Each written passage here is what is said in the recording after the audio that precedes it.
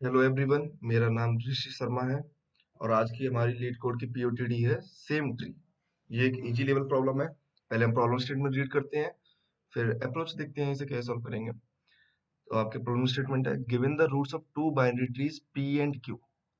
तो ये आपको दो बाइनरी ट्री दिए हुए हैं, ये एक ट्री है and this is the second tree P and Q. ठीक है, बाइनरी ट्री क्या होता है ये आपको बताया था, जिसके एट मोस्ट टू चिल्ड्रन होते हैं, जिसके बेसिकली किसी भी नोड के एटमोस्ट टू चिल्ड्रन होंगे। ये नोड है, इसके एटमोस्ट दो चिल्ड्रन है, एक ये दो से ज्यादा नहीं होंगे। ये नोड है, इसके आप बोलेंगे जीरो चिल्ड्रन है, इसके भी जीरो चिल्ड्रन है, तो वो भी एटमोस्ट टू में ही आ रहे हैं। ठीक है। तो आपको बता रहा है write a function to check if they are same और नॉट। तो ये ट्री और ये ट्री, ये दोनों ट्री सेम है या नहीं, इसके लिए आपको फंक्शन लिखना है चेक करने के लिए। अब ये बता रहा है कि सेम का मतलब क्या है। Two binary trees are considered the same if they are structurally identical and the nodes have the same value. तो एक तो उनका स्ट्रक्चर सेम होना चाहिए और नोड्स बेसिकली क्या होनी चाहिए, सेम वैल्यू होनी चाहिए। मतलब आपको दिख ही जाएगा ना कि ये सेम है या नहीं। यहाँ पे दिख रहा है ना आपको, ये सेम है, ये भी सेम है।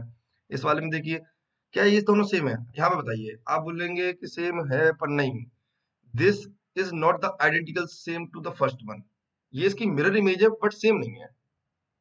यहाँ बताइए आप, यहाँ भी सेम चीज है, यहाँ भी सेम नहीं है। तो आप देखिए इन दोनों केस में फॉल्स आउटपुट होगा, इसमें ट्रू होगा। अभी समझते हैं इसे कैसे करेंगे। तो एग्जाम्पल के तौर पे इसी ट्री को ले लेते हैं, पहले वाले को। ये वन टू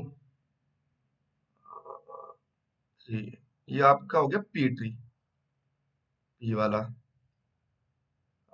और ये क्या हो गया, वन टू थ्री, ये हो गया आपका क्यू ट्री। इससे समझने से पहले आप एक चीज समझ लीजिए, एक ट्री बेसिकली बनता कैसे है। एक ट्री के तीन कंपोनेंट होते हैं। एक तो होता है आपका रूट, ठीक है। किसी भी ट्री के तीन कंपोनेंट होंगे, एक तो होगा रूट, एक इसके लेफ्ट में एक पूरा ट्री ही होता है, उसको हम बोलते हैं लेफ्ट सब ट्री। सॉरी, एक होता है लेफ्ट सब ट्री। ऐसे इसके राइट में पूरा का पूरा एक ट्री होता है, वो होता है राइट सब ट्री। जैसे ये पूरा एक ट्री है जिसके तीन component root, left subtree, right subtree, ऐसे इसके लेफ्ट सब ट्री के भी तीन कंपोनेंट होंगे, एक तो उसका खुद का रूट, एक उसका लेफ्ट सब ट्री, उसका राइट सब ट्री। ये रूट जो है, ये क्या स्टोर करता है, ये इस अपने लेफ्ट का क्या एड्रेस स्टोर कर रहा होता है। जो बेसिकली लेफ्ट सब ट्री है उसके रूट का एड्रेस स्टोर कर लेगा। बेसिकली सोचिए, इस ट्री की पहचान किससे हो रही है, इसके रूट से हो रही है ना। लेफ्ट सब ट्री की पहचान उसके रूट से होगी, तो ये लेफ्ट सब ट्री के जो रूट है उसका एड्रेस स्टोर कर लेगा, और इधर राइट सब ट्री के भी रूट का एड्रेस स्टोर कर लेगा। तो बेसिकली कोई भी नोड, ट्री की कोई भी नोड तीन चीज स्टोर करती है। एक तो खुद का डेटा, ये नोड है जैसे रूट नोड, ये एक तो अपना डेटा स्टोर कर रही हुई, डेटा और द वैल्यू। सेकंड चीज क्या, लेफ्ट सब ट्री का एड्रेस बोल सकते हैं आप, लेफ्ट सब ट्री का एड्रेस, एड्रेस। और क्या स्टोर कर रही है, राइट सब ट्री का एड्रेस, राइट सब ट्री का एड्रेस।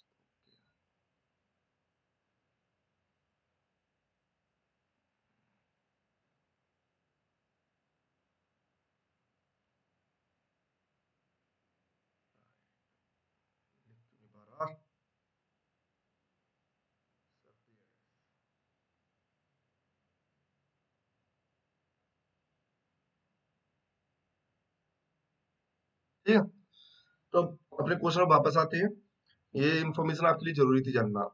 तो प्रॉब्लम क्या है अपना, कि आपको ये चेक करना है क्या ये ट्री और ये ट्री इक्वल है। तो एक चीज बताइए, किसी भी ट्री को इक्वल होने के लिए आप क्या बोलेंगे, पहले आप मान लीजिए रूट पे होते हैं, आप बोलेंगे क्या ये नोड मेरी, ये नोड बेसिकली ये रूट नोड पी ट्री की, क्या इस क्यू ट्री के, ये क्यू ट्री था, क्यू ट्री की रूट नोड की इक्वल है। तो आप बोलेंगे अगर इक्वल है तो ये सब क्या बोल सकता है, सेम आइडेंटिकल हो सकते हैं। अगर इक्वल ही नहीं होगी तो वहीं पे आपका केस खत्म हो जाता है कि भाई यही इक्वल नहीं है तो सेम कैसे भी नहीं हो सकते।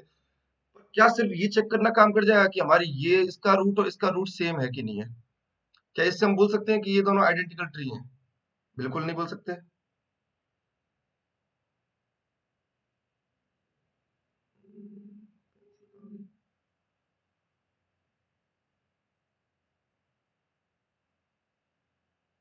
आगे, ठीक है।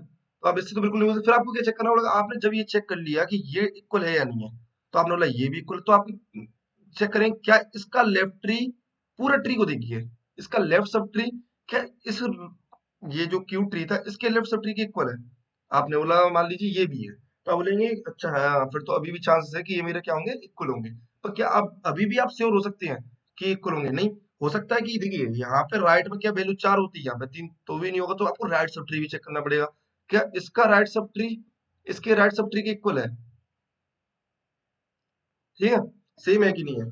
तो आप 3 चीज़ें चेक करनी पड़ेगी। एक तो आपको चेक करना पड़ेगा कि क्या इसका रूट इसके रूट के सेम है, इसका लेफ्ट सब ट्री इसके लेफ्ट सब ट्री के सेम है, और इसका राइट सब ट्री इसके राइट सब ट्री के सेम है। जब ये तीनों कंडीशन फुलफिल होंगी, तीनों सेम होंगे, तभी आप बोल सकते हैं कि ये सेम है, अन्यथा आप बोलेंगे कि ये सेम नहीं है। तो लेफ्ट सब ट्री का क्या चेक करेंगे? तो आपने जैसे इस ट्री के लिए किया ऐसी सेम चीज़ आपको लेफ्ट सब ट्री के लिए चेक करनी है। इस लेफ्ट सब ट्री है इसका, ये इसका लेफ्ट सब ट्री है। इसका एक रूट होगा, ये इसका रूट हो गया लेफ्ट सब ट्री का, ये इसके लेफ्ट सब ट्री का रूट हो गया, तो इस पर भी सेम कंडीशन। क्या इस अब इस ट्री को देखिए, सिर्फ छोटे से ट्री को देखिए, दोनों के लेफ्ट सब ट्री को, क्या इसका रूट और इसका रूट सेम है? आप बोलेंगे है।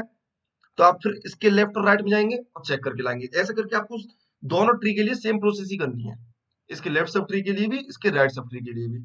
तो जब आप सेम प्रोसेस करते हैं स्मॉल इनपुट के लिए, एक चीज बताइए, जो काम आप इस पूरे ट्री के लिए कर रहे थे, इन दोनों पूरे ट्रीज के लिए कर रहे थे कि अच्छा भाई ये इक्वल होंगे, इसकी कंडीशन क्या होगी, आपने लगाई। वही सेम काम क्या आप इस छोटे ट्री के लिए नहीं कर रहे हैं, इस केस के लिए और सेम इस केस के लिए? तो वही सेम काम आप छोटे ट्री के लिए कर रहे हैं। तो जब आप सेम प्रोसेस को करते हैं स्मॉल इनपुट के लिए, तो आप आपका रिकर्जन आ जाता है प्ले में। तो इसमें आप रिकर्जन लगाएंगे। ठीक है, क्या करेंगे रिकर्जन में? आप बोलेंगे कि एक तो इसका डेटा इक्वल होना चाहिए, कंडीशन में लिखता हूँ, सेकेंड।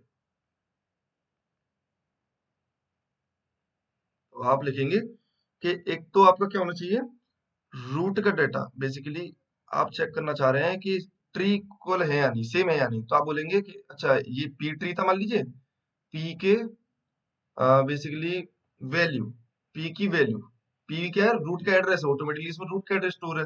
तो उसकी वैल्यू आप इस एरो ऑपरेटर से क्या कर सकते हैं, वैल्यू प्राप्त कर सकते हैं। ये एरो ऑपरेटर है, मतलब डैश, और ये जो बेसिकली आपके यहाँ बटन होती होगी इस साइड एरो की। तो ये इक्वल इक्वल होनी चाहिए किसके, क्यू की वैल्यू के। तो आप बोलेंगे कि ये हो सकता है कि मेरे सेम ट्री हो। सेम के लिए और दो कंडीशन आपको चेक क्या करनी पड़ेगी, लेफ्ट सब ट्री।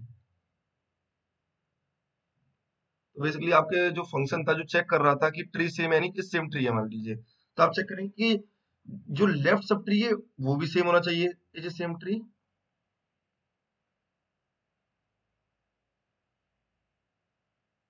आप करेंगे लेफ्ट के लिए, तो लेफ्ट सब ट्री का आपको बेसिकली एड्रेस कैसे प्राप्त होगा? तो मैंने बोला था ना कि आप जो रूट है आपका तीन चीज स्टोर कर रहा होता है, एक तो अपनी वैल्यू, और साथ में लेफ्ट और राइट सब ट्री के एड्रेसेस। तो पी का लेफ्ट जब आप करेंगे तो इसमें ऑटोमेटिकली क्या आ जाएगा, लेफ्ट सब ट्री का एड्रेस आ जाएगा। आपको सेम उस तरीके से क्यू का भी लेफ्ट चेक करना होगा, दोनों को चेक करना है ना, क्या पी का लेफ्ट और क्यू का लेफ्ट सेम है? क्यू का लेफ्ट में गए आप, क्या इतना चेक करने से काम हो जाएगा कि मेरी रूट की वैल्यू सेम है, और लेफ्ट सब ट्री और राइट सब ट्री को चेक कर रहा है और ये ट्रू आ रहा है, इस सेम ट्री वाला फंक्शन पी लेफ्ट और क्यू लेफ्ट के लिए, तो ये मतलब क्या है, लेफ्ट सब ट्री और राइट सब ट्री मेरे सेम है। मेरे को एक कंडीशन और चेक करनी पड़ेगी साथ में, क्या मेरा राइट सब ट्री भी सेम है? जब तीनों कंडीशन आपकी फुलफिल हो रही होंगी किसी ट्री पे, राइट,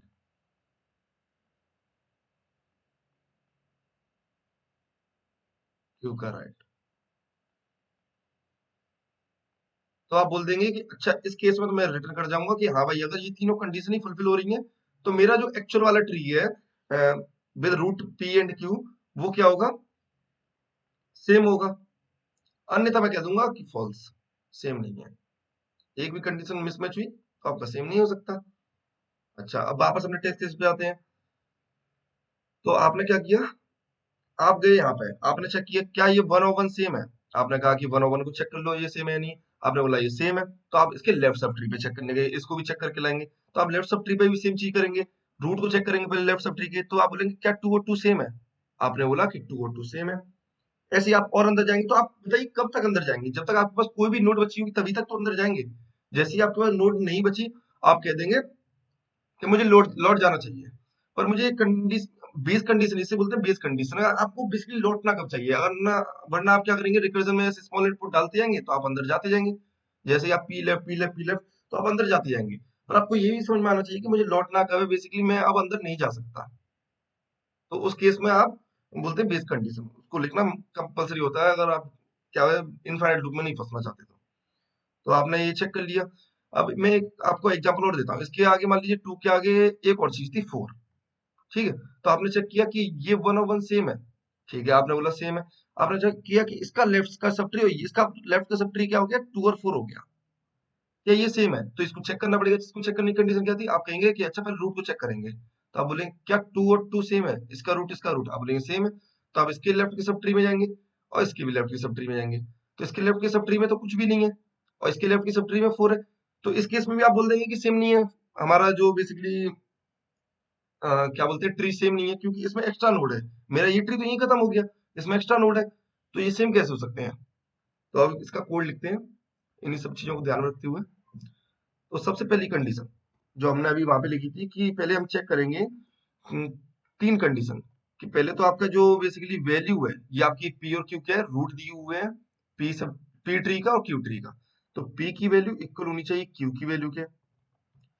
सिर्फ इससे काम नहीं चलेगा, आपको चेक करना पड़ेगा सेम ये कंडीशन जो सेम ट्री आप चेक कर रहे हैं ना कि क्या सेम है कि नहीं मेरे ट्री, सेम ये फंक्शन आपको कॉल करना पड़ेगा अपने लेफ्ट सब ट्री पर और राइट सब ट्री पे, कि ये फंक्शन क्या चेक करके ला रहा है। इस फंक्शन की मतलब को समझिए, ये फंक्शन ये चेक करता है ये सेम ट्री कि बेसिकली आपकी ये पी और क्यू ट्री सेम है या नहीं। तो अभी आपको वही काम किसके लिए करना है, पी के लेफ्ट सब ट्री के लिए, ठीक है, और क्यू के लेफ्ट सब ट्री के लिए। तो आपने चेक कर लिया है, अगर ये ट्रू दे रहा होगा तो ठीक है, इक्वल टू ट्रू, अगर ये इक्वल टू ट्रू है तो ठीक है। सेम चीज आपको किसके लिए चेक करनी है, पी के राइट सब ट्री के लिए एंड क्यू के राइट के लिए।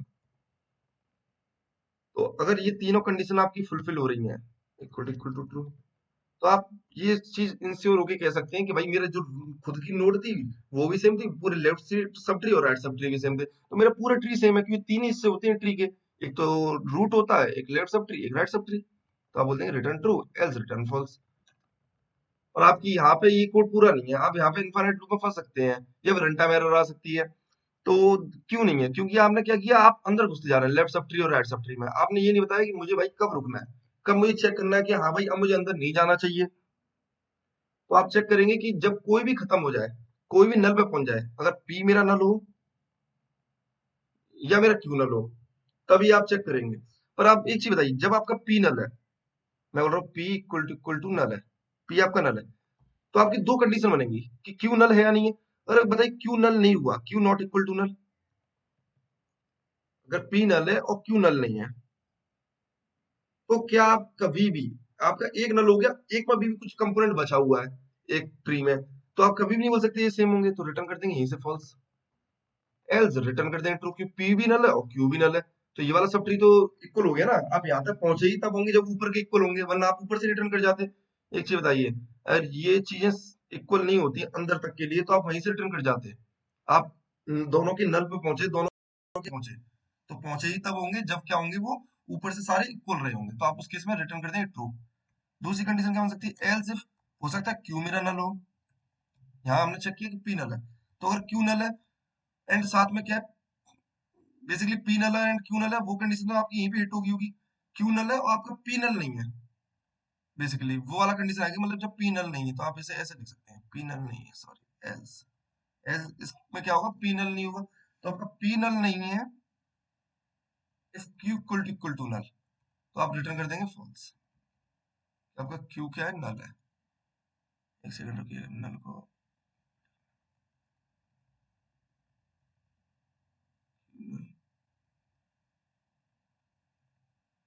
तो ये आपके दो केस हो गए कि आप फॉल्स कब रिटर्न करेंगे, पी नल है एंड क्यू नल नहीं है।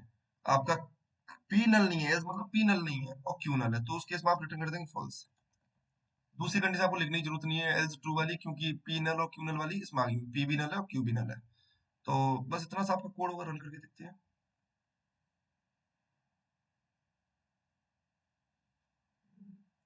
ओह sorry, my internet is not working,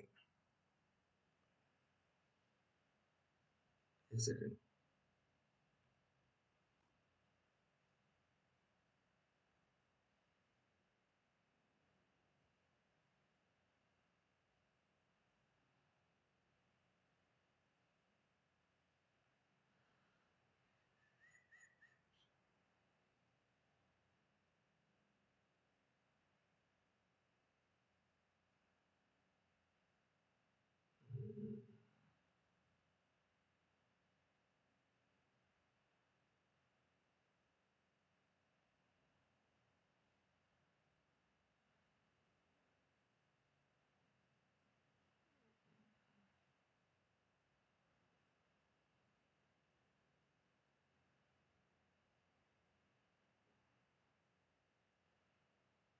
okay, now it is connected.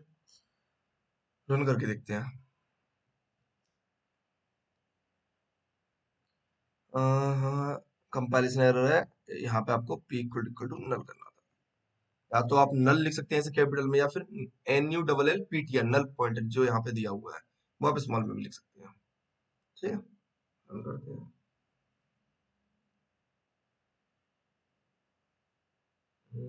Submit.